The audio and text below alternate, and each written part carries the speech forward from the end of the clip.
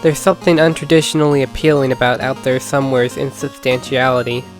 It's a very brief, straightforward experience, but rather than feeling shallow, it uses brevity to subvert the player expectations in interesting ways.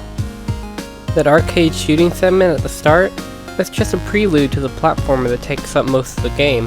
That gun you're carrying, it's actually used for teleporting you around instead of killing enemies.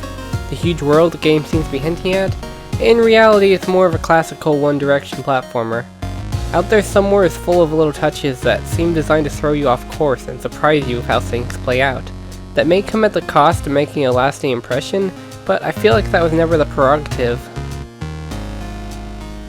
Out There Somewhere also gets away with a lot more than most games could, because of how strong its mechanics are and how intrinsically they're tied to level designs.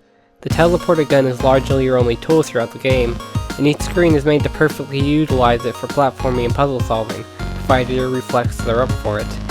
Eventually I was having to take into account bullet speed, character momentum, and environmental devices in order to navigate effectively.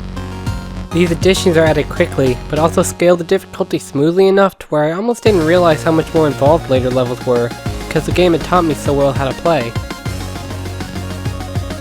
One could argue that Out There Somewhere is too short or simple or loose, and they wouldn't be entirely wrong. The game often feels as if it's holding on by a thread, and some frustrating moments can be a lot more unpleasant due to how much of the overall game they encompass. But its length and careful scope feel so intentional and considered that I was willing to give it the benefit of the doubt and enjoy how it played to my expectations.